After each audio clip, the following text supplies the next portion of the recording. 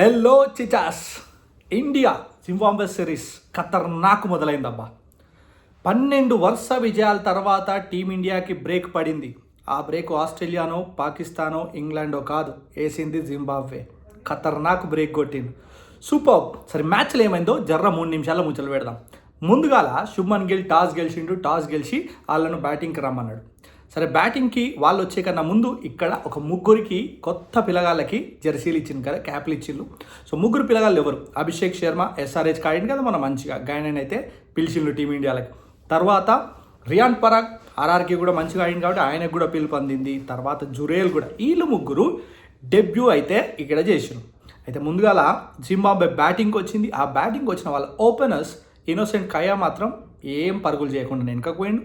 కానీ ఇంకొక ఓపెనర్ మదవేర మాత్రం జర్రంది రన్స్ చేసిండు. సరే అని చెప్పి ఫాస్ట్ బాలర్లు మంచిగానే ఆడుతున్నారు అని చెప్పి వెంటనే స్పిన్నర్లను పట్టుకొచ్చిండు మనోడు. స్పిన్నర్ బిష్నాయ్ మాత్రం బొంగురం తిప్పిండబ్బా. అరే అయినా నువ్వు లెగ్ స్పిన్నర్వా లేకపోతే గూగ్లీ స్పిన్నర్వా? ప్రతి బాల్ గూగ్లీ వేసుకుంటూనే పోయిండు. అట్లా బౌలింగ్ వేసి 4 వికెట్లు తీసి, నేనేమన్నా తక్కువ తిననా, నా పేరు వాషింగ్టన్ సుందర్, నేను కూడా బౌలింగ్ చేస్తా అన్నాడు వాషింగ్టన్ సుందర్. ఆయన కూడా 2 వికెట్లు తీసాడు. సో మొత్తానికైతే జింబాబ్వేకి రజా కూడా మంచి బ్యాటింగ్ చేసిండు. 17 పరుగులే చేసిండు. కానీ ఒక సపోర్ట్ అయితే అందించిండు మహేష్కి. మహేష్ కూడా 23 పరుగులు చేసిండు. కానీ 90 రన్స్ దగ్గర 9 వికెట్లు పోతే ఇంకొక బ్యాటర్ని పెట్టుకొని మడాండే వాళ్ళ కీపర్ మాత్రం ఖతర్నాక్ బ్యాటింగ్ చేసిండు. వాళ్ళు మొత్తానికి 115 పరుగులు అయితే చేసిండు. మరి 115 పరుగులు ఇది పెద్ద స్కోర్ అవుతుంది ఆ టీమిండియాకి? కాదు అని అందరూ అనుకుంటారు. కానీ ఏమైంది తెలుసా? ముందుగాల ఓపెనింగ్కి వచ్చిన మన తోపు బ్యాటర్లు ఎవరెవరు ఉన్నారంటే, ఒక దిక్కేమో కెప్టెన్ శుభ్మన్ గిల్, మరొక దిక్కు ఎస్ఆర్హెచ్లో వణుకు పుట్టించిన అభిషేక్ శర్మ.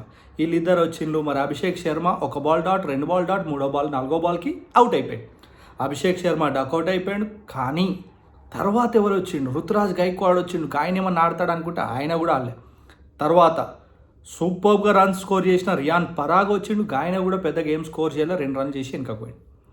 రింకు సింగ్ వచ్చిండు, పెద్ద షాట్ కొట్టబోయిండు, లీడింగ్ ఎడ్జ్ అయింది, అది కూడా క్యాచ్ అవుట్. 4 వికెట్లు పవర్ ప్లేలో పోయిండు, జర్రంతా చెరికిండు. అప్పుడు శుభ్మన్ గిల్ ఆడు మొదలుపెట్టిండు. మెల్లమెల్లగా జురేల్ కూడా అవుట్ అయిపోయింది. తర్వాత వాషింగ్టన్ సుందర్ ఒక్కడైతే వాషింగ్టన్ సుందరును ఇది కెప్టెన్ శుభ్మన్ గిల్ మంచిగా ఆడదామని అనుకున్నారు. కానీ అక్కడ కూడా శుభ్మన్ గిల్ అవుట్ అయిపోయిండు. ఒక పెద్ద షాట్ కొట్టబోయిండు, తను కూడా అవుట్ అయిపోయిండు. సో మొత్తానికైతే ఇక్కడ ఒక్కడి నిల్చున్నాడు వాషింగ్టన్ సుందర్. ఎవ్వరు పెద్ద సపోర్ట్ అయితే రాలేదు. కానీ ఆవేష్ ఖాన్ మన హెల్మెట్ స్టార్ ఉన్నాడు కదా, గాయనే కూడా జరంత బౌండరీలు కొట్టి చిన్న భయం అయితే కొట్టించిండు జింబాబ్వే టీంకి. అట్లనే వాషింగ్టన్ సుందర్ 18 బాల్లో 30 కావాలి, ఆయన ఒక్కడే స్ట్రైక్ పెట్టుకొని ఆడదాం అనుకున్నాడు. ఆఖరి వరకు వచ్చిండు. 13 రన్లతోని 13వ విక్టరీకి బ్రేక్ కొట్టిలు జింబాబ్వే. ఈ మ్యాచ్ గురించి ఎంత చెప్పినా తక్కువే. రజా 3 వికెట్లు తీసిండు, సూపర్గా బౌలింగ్ చేసిండు. అండ్ చెటారా, అలా ఫాస్ట్ బౌలింగ్ చెటారా కూడా మస్తు వికెట్లు తీసిండు. మొత్తానికి ఏమైంది? First T20 international 2024 between Zimbabwe and India గెలవలే, జింబాబ్వే గెలిచి. మరి ఇంకా 4 ఉన్నాయి. ఆ 4 మీరు ఎక్కడ చూస్తారో తెలుసా? సోనీ స్పోర్ట్స్ 10/4 తెలుగు కామెంటరీ చూడాలి, మస్తు మజా వస్తుంది. అండ్ దాంతోపాటు ఎంజాయ్ చేయండి. ఏం చేస్తారు? ఎంజాయ్ చేయాలి. చలో మరి ఇంకో మ్యాచ్ ముచ్చట మళ్ళీ కలుసుకుందాం. బాయ్.